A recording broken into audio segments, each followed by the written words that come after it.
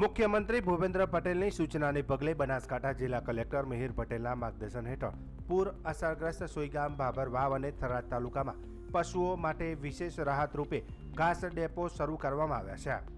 રાજ્ય સરકાર તરફથી ગાડીઓમાં સૂકો ઘાસચારો મોકલવામાં આવ્યો છે। વિધાનસભાના અધ્યક્ષ શંકરભાઈ ચૌધરી અને પૂર્વ સાંસદ પર્વતભાઈ પટેલની ઉપસ્થિતિમાં ઘાસની ગાડીઓને અસરગ્રસ્ત વિસ્તારમાં રવાના કરવામાં આવી છે। અધ્યક્ષ શંકરભાઈ ચૌધરીએ જણાવ્યું કે પૂરની પરિસ્થિતિને પગલે માત્ર માનવજાત નહીં પરંતુ પશુધનને પણ પૂરતો આહાર મળી રહે તે માટે સરકારે તાત્કાલિક પગલાં લીધા છે। પશુપાલકોને સ્થાનિક સ્તરે સરળતાથી ઘાસ ઉપલબ્ધ થાય તે માટે તંત્ર દ્વારા આયોજનબદ્ધ રીતે ડેપો ચલાવવામાં આવી રહ્યા છે। બનાસકાંઠા જિલ્લામાં ભારે વરસાદથી ગામડાઓમાં પાણી ભરાવાની સ્થિતિ ઊભી થઈ રહી છે, જેને લીધે પશુઓ માટે ઘાસચારાની મુશ્કેલી ઊભી થઈ હતી। આ મુશ્કેલ સમય ગુજરાત સરકાર અબોલ જીવોના વહારે ઊભી રહી છે। રાજ્ય સરકાર તરફથી ગાડીઓમાં સૂકો ઘાસચારો મોકલવામાં આવ્યો છે। સોઈગામ, વાવ અને થરાદ તાલુકાના પશુપાલકોને તાત્કાલિક રાહત મળી શકે આ કામગીરીમાં અનેક સેવાભાવી સંસ્થાઓ પણ સરકાર સાથે ગભે ગભો મિલાવીને કાર્ય કરી રહી છે। લોકોની સાથે સાથે પશુધન માટે પણ સરકાર સંપૂર્ણ સંવેદનશીલ અભિગમ સાથે કામ કરી રહી છે। હું સૌને ખાતરી આપું છું કે પૂરગ્રસ્ત વિસ્તારમાં સ્થિતિ સામાન્ય ન થાય ત્યાં સુધી સરકાર અને સમગ્ર તંત્ર સતત લોકોની સેવા માટે તત્પર રહેશે। માટે ઘાસચારાની મોટી વ્યવસ્થા કરાઈ છે। 27થી વધુ ગાડીઓ અત્યારે રવાના કરાઈ છે।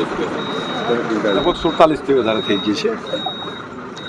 હું આભાર માનીશ માનનીય મુખ્યમંત્રી શ્રી ભૂપેન્દ્રભાઈ પટેલ અને એમની સરકારનો કે એમણે અહીંયા આવ્યા ત્યારે એક જાહેરાત કરી હતી કે ઘાસ માટે પણ વ્યવસ્થા અમે કરીશું।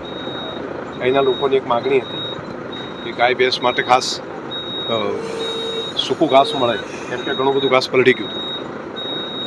તો આજે થરાદ તાલુકાની અંદર આપ જોઈ રહ્યા છો મોટા પ્રમાણમાં ટ્રકો આવી છે અને આ ઘાસ દરેક ગામ સુધી પહોંચાડવા માટેનું આગળ વધારી રહ્યા છે। પશુ માટે ખૂબ ઉપયોગી થશે। આ વિસ્તારમાં બહુ મોટી સંખ્યામાં ગાયો છે અને ગૌ માતા રાજી થશે। સોઈગામ તાલુકાના જેલાણા ગામે ઘાસ ડેપો ખાતેથી પશુપાલકોને ઘાસ વિતરણ કરવામાં આવ્યું ત્યારે ગામના સરપંચ કાનજીભાઈ ભીખાજી રાજપૂતે અને પશુપાલકોએ તંત્ર અને સરકારનો આભાર પ્રગટ કરતા કહ્યું કે અમારા ગામમાં તંત્ર દ્વારા ઘાસનું વિનામૂલ્યે વિતરણ થઈ રહ્યું છે। ખૂબ સારી રીતે કોઈ પણ ભેદભાવ વિના પશુપાલકોને ઘાસ આપવામાં આવી રહ્યું છે। ટ્રેક્ટર, ટ્રોલી અને ઊંટ લારી જેવા સાધનોમાં ઘાસ વિતરણ સરળતાથી થઈ રહ્યું છે। સરકારે માણસો સાથે પશુઓની પણ ચિંતા કરીને તેમના ઘાસચારાની વ્યવસ્થા કરી એ બદલ ખૂબ ખૂબ આભાર પ્રગટ કર્યો હતો। આજે ગામ જેલાણા, તાલુકો સોઈગામ, અમારા ગામમાં ઘાસ વિતરણ કરવામાં આવ્યું છે તંત્ર તરફથી અને સારી કઈ કામગીરી છે। સારા ગામનો સંતોષ છે। ઘાસનું વિતરણ બહુ સારી રીતે થાય છે।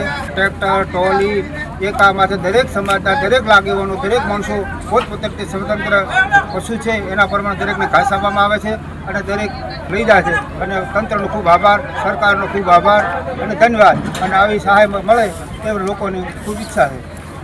ગામ જેલાણા, તાલુકો સોઈગામ, જિલ્લો બનાસકાંઠા। હું જેલાણા સરપંચ શ્રી કાનજીભાઈ ભીખાજી રાજપૂત, તંત્રનો ખૂબ આભાર।